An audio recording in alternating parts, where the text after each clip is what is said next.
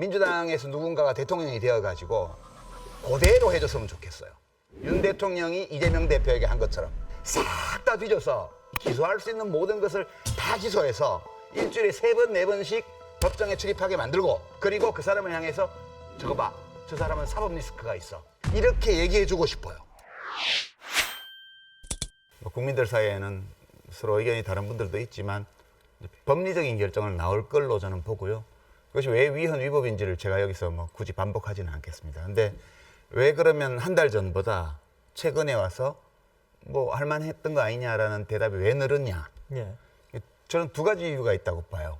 첫 번째는 우리 홍 시장님 말씀하시는 것처럼 여당 쪽 보수 진영 쪽에서 이야기를 하니까 많은 국민들이 불가피했다, 오죽하면 그랬겠냐라고 생각하게끔 많이 노력을 했어요. 그 이전에 윤 대통령 본인이 또 그렇게 얘기를 했고요. 예, 대통령 포함해서 지금도 노력하고 있고, 오늘 이 자리도 홍 시장님이 또 노력하고 계시고, 그런 성과가 나타난 거 하나 있고요. 두 번째는 저 여론조사가 실제 민심을 반영하는 거냐에 대한 의문이 좀 있습니다, 저는.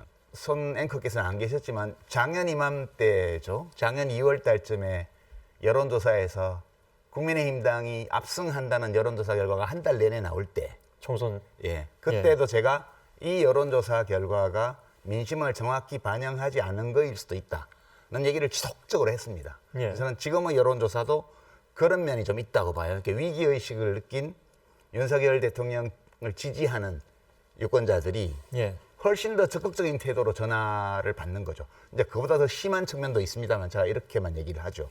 그 2가지가 합쳐지면서 표면적으로 저렇게 국민들 중에서 이런 식의 헌법 파괴 행위조차도 괜찮은 행위였다고 생각하는 사람이 늘어난 것처럼 보이는 이런 현상이 빚어졌고, 이거는 상당히 우리 민주주의의 앞날에 암운을 들이우는, 먹구름을 들이우는 그런 현상이다, 저는 그렇게 봅니다. 예.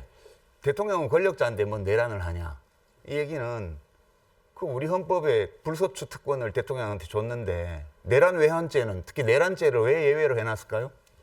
그거는 대통령이 내란을 할 수 있다고 보기 때문에 헌법에 넣어놓은 거거든요. 그래서 우선 대통령의 비상계엄 선포는 77조의 1항에 정해져 있는 계엄 발포 요건을 충족하지 않았기 때문에 일단 위헌이고요. 예. 그다음에 비상계엄이 선포된 때는 영장 없이 체포하는 거, 언론 출판 집회 결사의 자유나 정부 법원의 권한에 대해서는 특별한 조치를 할 수 있어요. 헌법 제77조 3항에 따라서.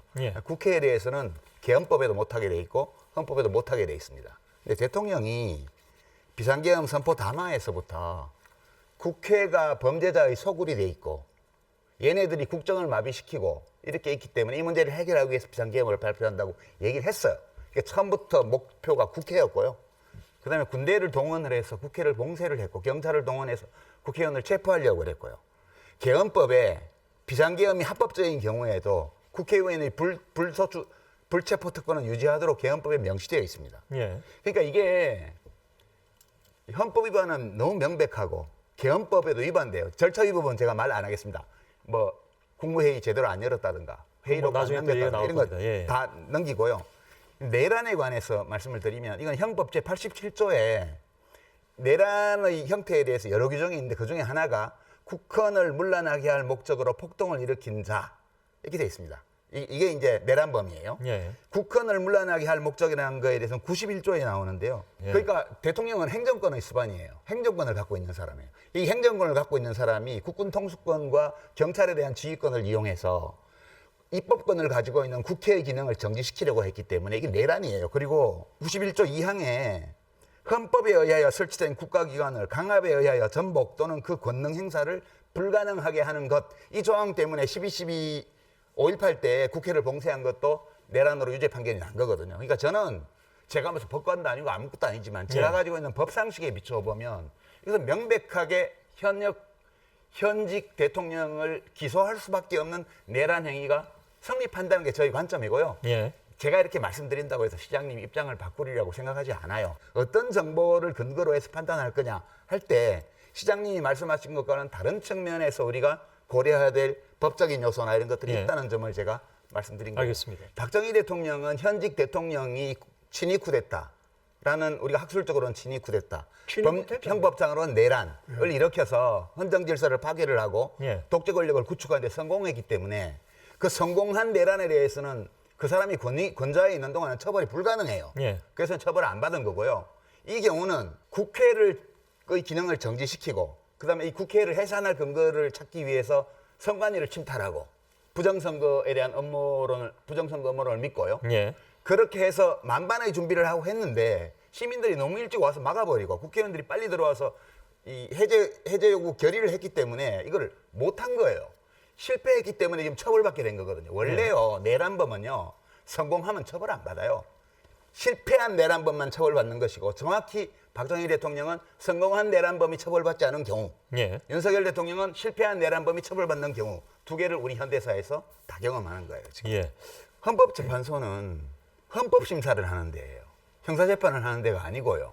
그러니까 어떤 행위가 내란이 성립하기 위해서는 소위 범죄 구성 요건을 다 충족시켜야 돼요. 여기 형법 내란죄 조항에 나오는 국헌문란 목적이 있어야 되고요. 그다음에 폭동이 있어야 돼요. 근데 윤석열 대통령이 한 모든 행위들이 국헌문란 목적이 있었음을 이제 우리가 증명할 수 있느냐 법원에서 형사법정에서.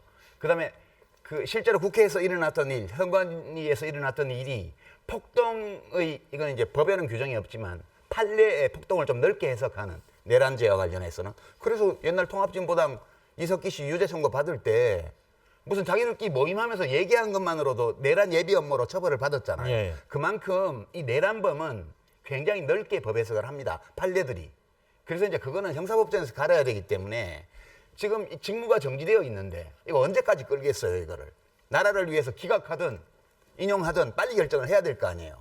그런데 행위는 그냥 남아있단 말이에요. 그러니까 윤석열 대통령이 이 행위를 한 목적이 무엇이든 국헌문란의 목적이 있음을 명백히 입증할 수 있든 없든 상관없이 실제로 헌법에 위배되는 행위를 중대한 위배 행위를 했고 이 행위에 대해서 본인이 계속해서 정당성을 주장하고 있고 이렇게 되면 이 사람의 진짜 목적과 동기가 어디에 있든 간에 이런 사람을 다시 직에 복귀시켜 놓으면 그와 같은 일을 또 할 위험성이 높단 말이에요. 그리고 이게 시장님 그 한밤중에 해프닝 그러시는데 해프닝이라는 영어는 우연히 벌어진 사건 또는 우발적으로 벌어진 일을 말하는 거예요. 근데 지금 중앙고 출신들을 군의 요직에다가 배치하고 국방장관 시키고 이걸 몇 달 전부터 윤 대통령이 비상대권 휘두르는 논의를 해왔잖아요. 그게 지금 다 밝혀지고 있는데 지금 이 마당에 와서 그때 내가 페이스북에 잘못 썼다 이렇게 말씀하시는 게 맞지.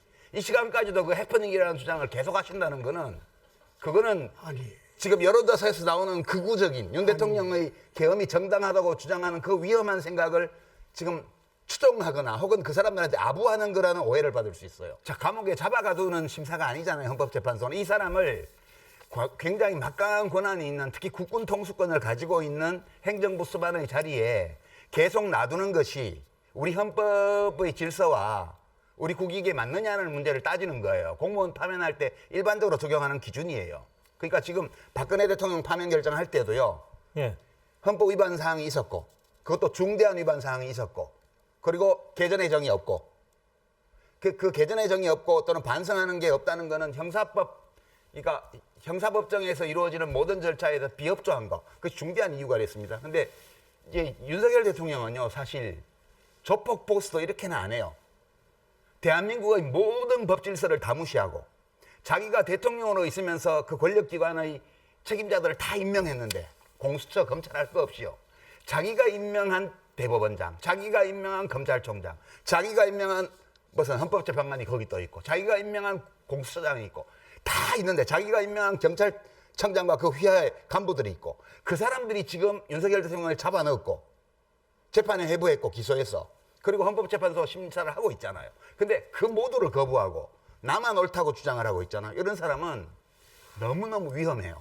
우리 홍 시장님 정치하시는 분으로서 저는 빨리 이것은 헌법재판소 심리에서 끝내야 된다고 말씀하시는 게 책임성 있는 태도라고 저는 생각해요. 그리고 출마를 하시든 이렇게 하는 게 좋죠. 저는 그렇게 봐요.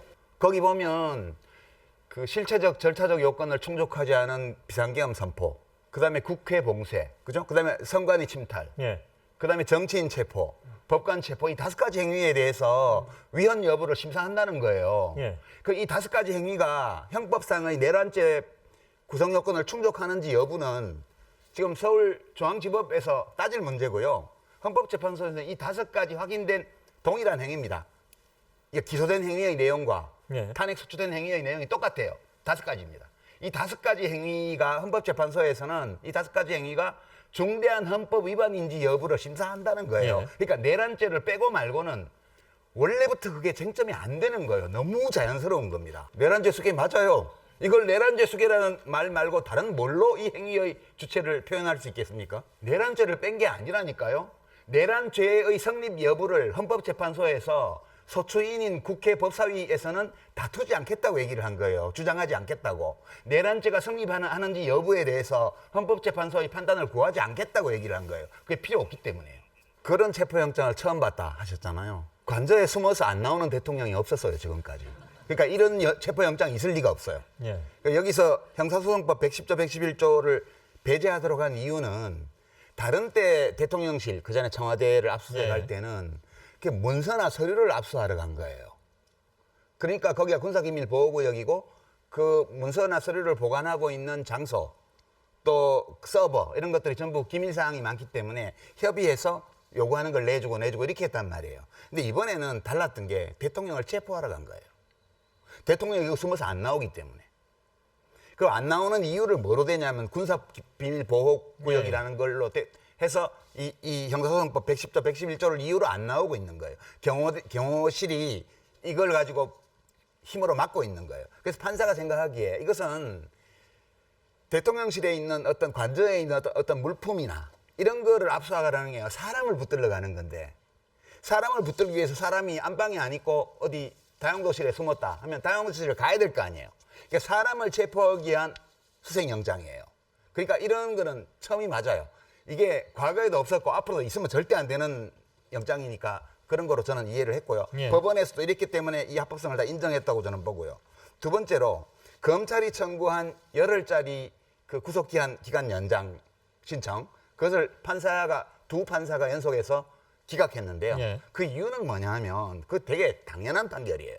이게 그 공수처법을 보면요. 공수처법 26조에 어떻게 돼 있냐 하면 판사와 검사의 범죄 혐의에 대해서는 공수처가 직접 기소합니다. 그러나 판검사를 제외한 다른 고위공직자에 대해서는 기소권이 없어요, 공수처에. 예. 기소할 때는 검찰에 보내야 돼요. 그래서 여기 26조에 뭐라고 돼 있냐 하면 수사처 검사는 이 판검사와 관련된 사건을 제외한 고위공직자의 범죄 등에 관한 수사를 했을 때는 어떤 이유에서 했을 때에는 관계 서류와 증거물을 지체 없이 서울중앙지방검찰청 소속 검사에게 송부하여야 한다 이렇게 되어 있습니다. 송부예요. 이게 이첩 이런 게 아니에요. 예. 송부예요. 그냥 보낸다는 뜻입니다. 그리고 그 다음 조항에 중앙지검의 사건 처리 검사는 서류와 증거물을 송부받아 해당 사건의 공소제기 여부를 신속하게 공수처장에게 통보하여야 한다 이렇게 되어 있습니다. 이거를 그대로 법문대로 해석하고 그리고 원래 이 공수처법을 만들 때 국회에서 붙여놓은 입법 취지가 있습니다. 그걸 보면 이 고위공직자 사건에 관해서는 수사, 기소 분리예요. 수사는 공수처, 기소는 검찰 이렇게 돼 있기 때문에 예. 검찰은 당연히 받아가지고 기소 여부를 판단하고 기소하거나 기소하지 않으면 안 한 이유를 통보해주면 되는 거예요. 근데 이거를 검찰이 받아가지고 뭐 때문에 자기들이 무선 권한으로 열흘 동안 더 구속하면서 자기들이 보충 수사하겠다고 하냐는 거예요. 예. 그래서 이거는 너무 당연한 결정이고요. 이 결정이 너무 당연했기 때문에 검찰도 받아들인 거고요.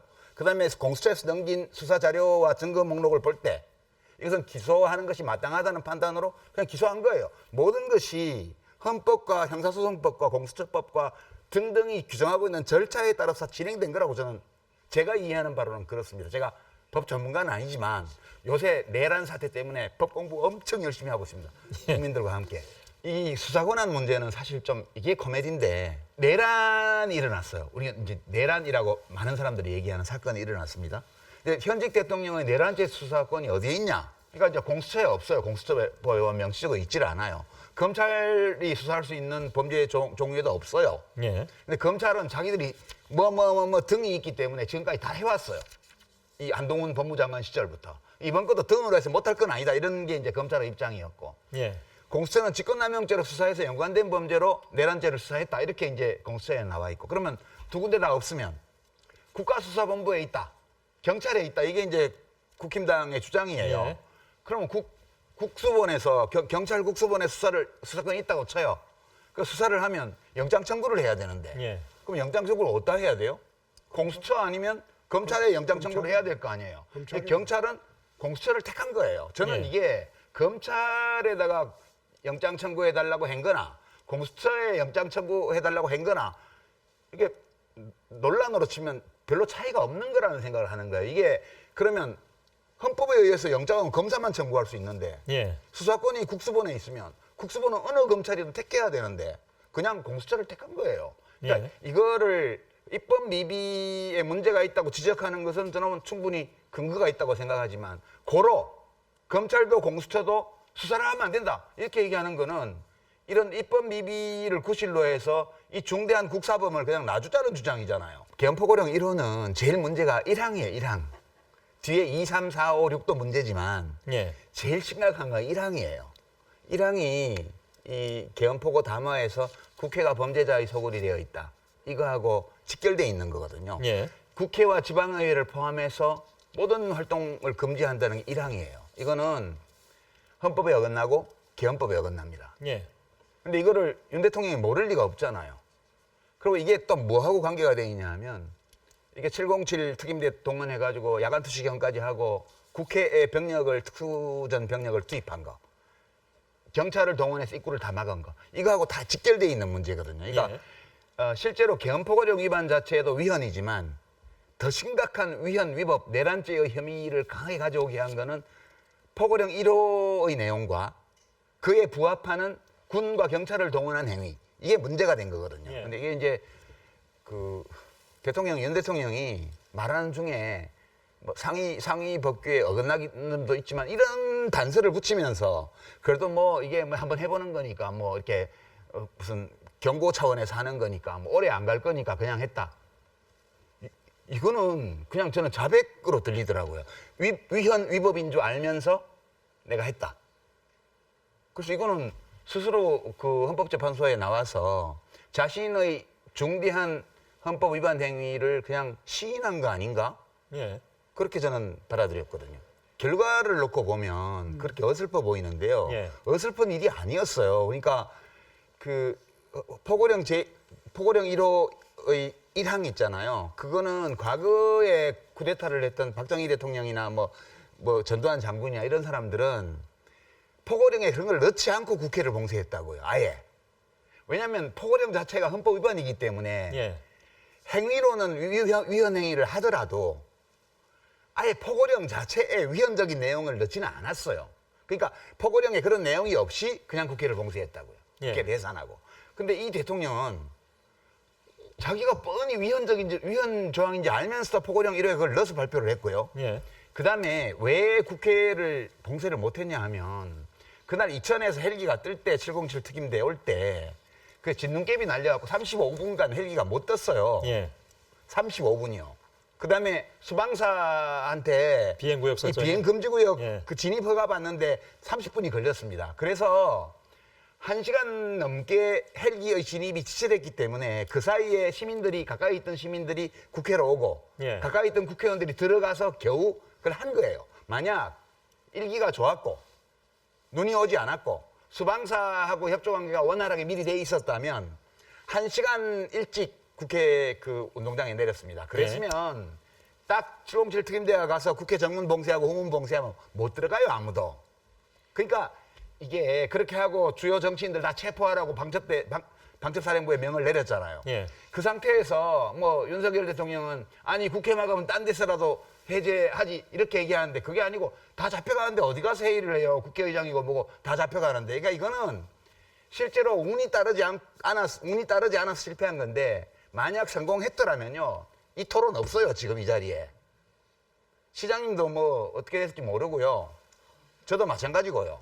그러니까 그렇게 무서운 일이 벌어질 뻔했는데 다행히 천운이 따르고 시민들이 빠르게 대처하고 국회 야당이 빠르게 대처한 덕분에 예.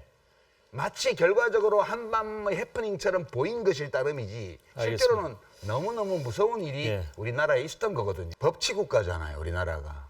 각자가 어떤 일에 대해서 각자의 생각을 가질 수는 있지만 이 헌법과 법률이 규정해놓은 기본 질서가 있습니다. 규칙이요. 이게 보면 이게 형법 87조의 내란죄를 보면 이 내란죄를 범하면 세 종류로 딱 나누게 되어 있습니다. 첫 번째가 우두머리, 이게 윤석열 대통령이고요.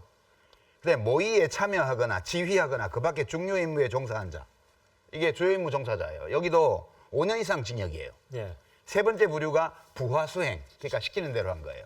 부하수행도 처벌하도록 되어 있습니다. 실제 12.12, 5.18 관련돼서 부하수행으로 처벌받은 사람들이 있고요. 김재규 그 11.6 대통령 시해 사건 관련해서도 부하수행으로 사형당한 사람도 있습니다. 예. 심지어는 실제로 엄격하게 말하면 국회 문을 봉쇄하고 국회의원 신분증을 제시하는데도 안 들여보내고 막은 경찰관들도 처벌받아야 돼요.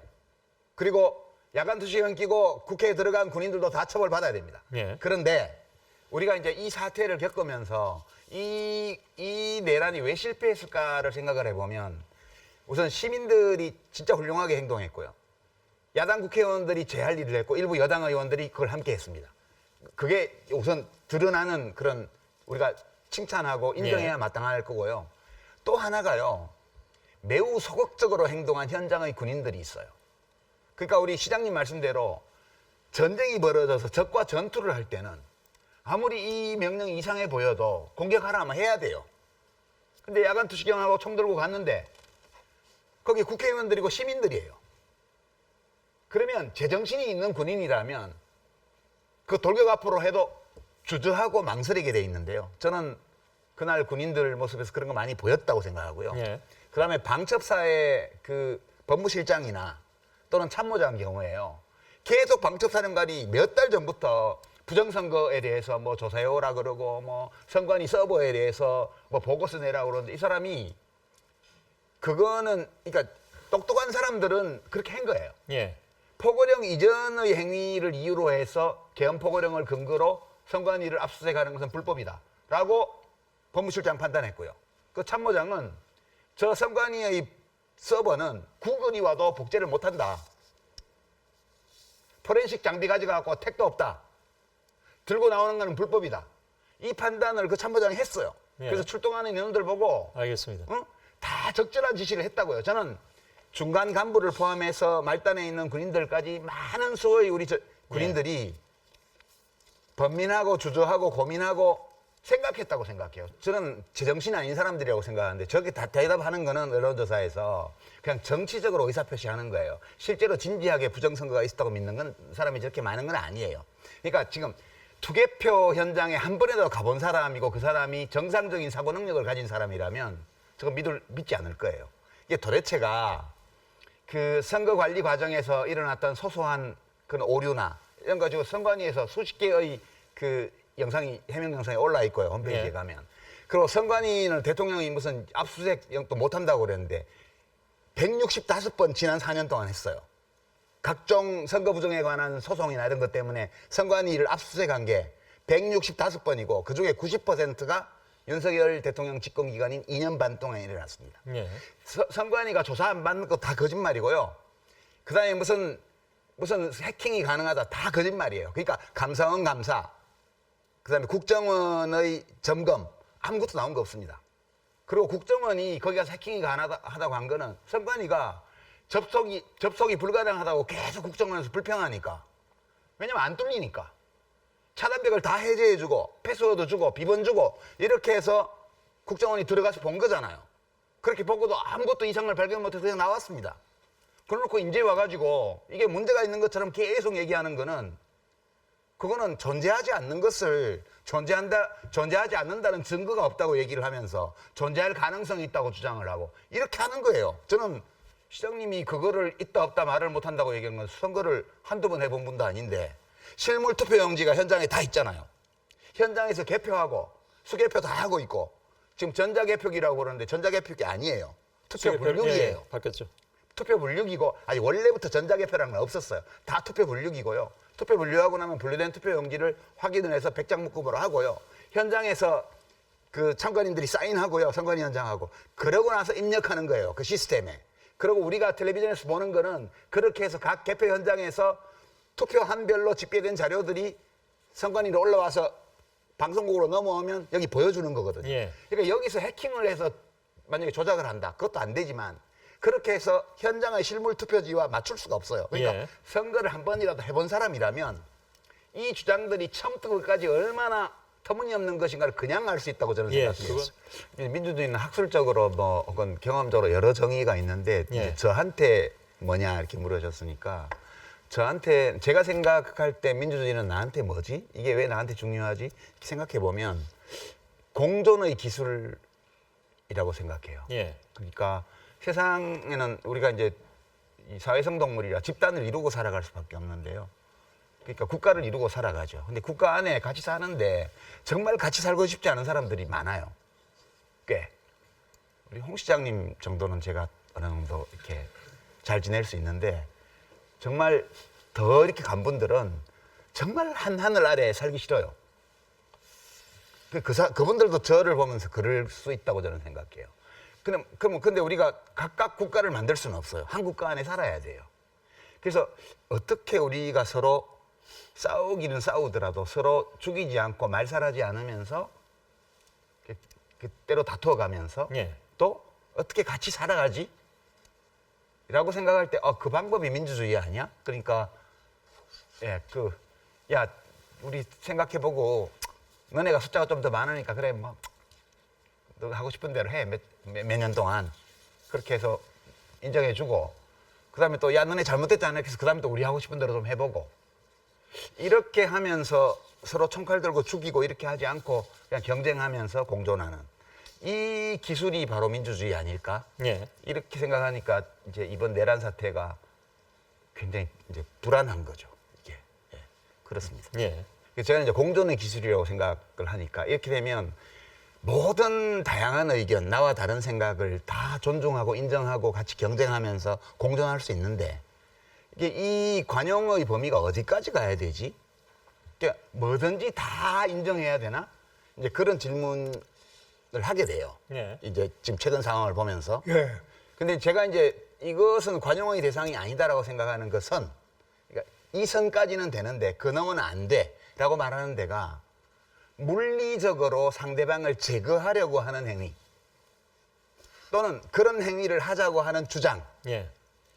쟤 죽여버려라고 말하는 거예요. 쟤 알겠습니다. 없애버려. 이거는 못한다는 거예요. 지금 이재명 대표하고 적대적 공생관계라고 말씀하셨는데 윤석열 대통령이 이재명 대표를 계속 죽이려고 그랬어요. 검찰권을 동원해서 정치 현장에서 말살해버리려고 했어요. 그러니까 제가 이제 이 점 관련해서 좀 과격하게 표현하면 탄핵이 인용되어서 60일 안에 조기 대선을 하게 되면 민주당에서 누군가가 대통령이 되어가지고 그대로 해줬으면 좋겠어요.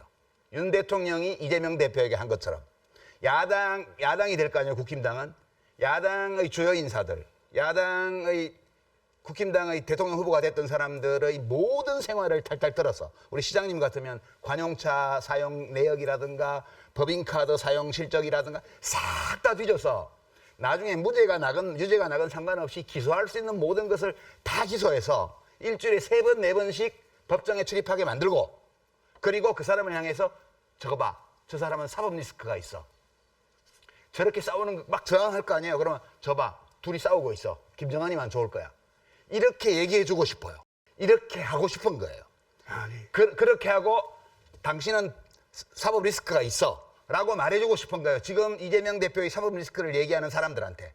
그러니까 지금 이재명 대표를 사법 리스크가 있는 정치인이라고 얘기하는 그 모든 사람은 윤석열 대통령이 대통령의 권한을 가지고 검찰을 동원해서 그를 정치적으로 제거하려고 했던 그 집요한 시도에 대해서 예. 그 모두를 정당하다고 인정하는 거예요. 그 조건 위에서 사법 리스크라는 말을 계속 쓰고 있기 때문에 이것이야말로 민주주의에서는 허용돼서는 안 될 불관용의 상징적인 대표적인 행위다. 좀 민주주의를 오래 해왔고 예. 민주주의를 이제 그냥 성숙하게 잘한다는 나라하고 우리나라를 정치하고 이렇게 비교해 보면 예. 제가 느끼기에는 좀 큰 차이가 민주주의 그 자체를 위협하는 극단주의 세력에 대해서 어떻게 대하는가. 서로 생각을 달리하는 모든 정파들이 민주주의 제도 규칙, 공존의 규칙 안에서 서로 경쟁하면서 누가 옳은지 모르니까 계속 경쟁하면서 해나가는데 예. 이 시스템 자체를 파괴하려는 극단주의 세력에 대해서 이 주요 정치 세력들이 어떠한 태도로 대하는가. 예. 그것이 굉장히 중요한 그런 지표 같아요. 그러니까 예컨대 독일 같으면 삼인당하고 기민당이 계속 대연정을 하는 이유가 뭐 때문이냐 하면 그 보수정당끼리만 연합해서 과반이 안 돼요. 진보정당끼리 연합해도 과반이 안 돼요. 근데 저 오른쪽에 극우정당이 하나 있단 말이에요. 예. 저 왼쪽에도 극좌정당이 하나 있어요. 그러니까 좌우 모두 그 극단주의 정당을 빼니까 과반이 안 돼요. 그러니까 남은 선택은 대연정밖에 없는 거예요. 그래서 수십 년째 지금 대연정을 하고 있습니다. 이유가 딱 그거예요. 극단주의 세력을 정부 안에 받아들이면 안 되기 때문에. 저는 이게 성숙도를 재는 되게 중요한 기준인 것 같다는 개인적인 생각을 하고 있고요. 국민의힘 당한테는 굉장히 희망적인 징후잖아요. 예.